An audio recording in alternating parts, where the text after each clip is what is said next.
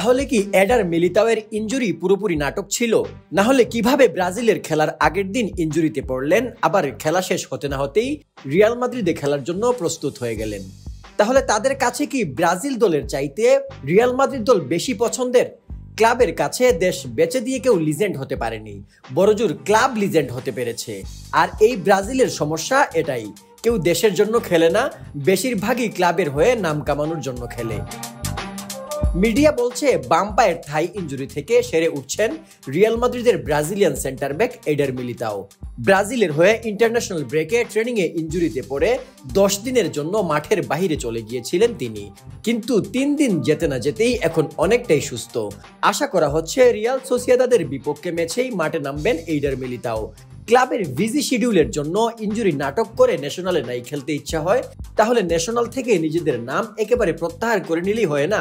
বর্তমান সময়ে প্রায় সব ব্রাজিল খেলোয়াড়দের ডেডিকেশন যখন মাদ্রিদকে নিয়েই, তাহলে এরা মাদ্রিদেই খেলুক শুধু।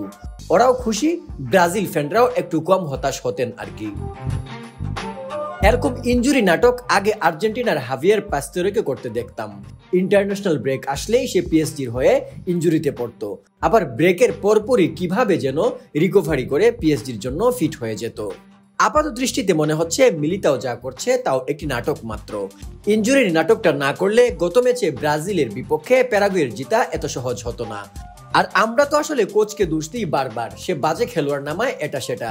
কিন্তু আপনারাই বলেন, এরকম একজন খেলোয়াড় যদি খেলার আগের দিন নাটক করে খেলা থেকে বিরত থাকে, তাহলে কিভাবে হবে? এই অল্প সময়ে কোচ কাকে ধরে নিয়ে আসবে? মিলিতাওয়ের আগে সেভিনিও প্রায় একই রকম কাজ করেছে। এমন অবস্থায় কোচের আসলে কি করার থাকে একটু বলেন। বর্তমানে এনরিককে দেশের হয়ে যে ডেডিকেশন দেখাতে দেখেন, সেটা এক সিজন পরে কি আর দেখবেন?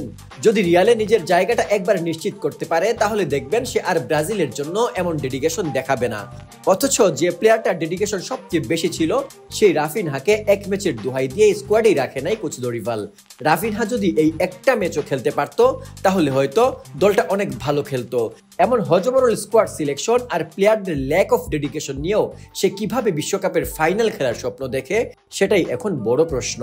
সবাই জিজ্ঞেস করে ব্রাজিল দলের বর্তমান ডাউনফলের কারণ কি। তাদের একটা উদাহরণ দিতে চাই। ম্যাক এলিস্টার আর্জেন্টিনার মাঝ মাঠের প্রাণভোমরা, একটা নকের পরও ক্লাবের কথা শুনে ইংল্যান্ড চলে যায়নি, অথচ তাকে তার ক্লাব বলেছিল চলে আসতে। কিন্তু ব্রাজিলের খেলোয়াড়দের দেখুন, ফেক ইনজুরি বানিয়ে দল ছেড়ে চলে এসে ঠিকই ইনজুরি মুক্ত হয়ে গেল। যেখানে ওয়ার্ল্ড কাপ কোয়ালিফাই করা নিয়ে টানাটানি, সেখানে এসব ক্লাব লেজেন্ডদের কাজ কারবার দেখে ফ্যানদের আরো কষ্ট পাওয়ার কথা।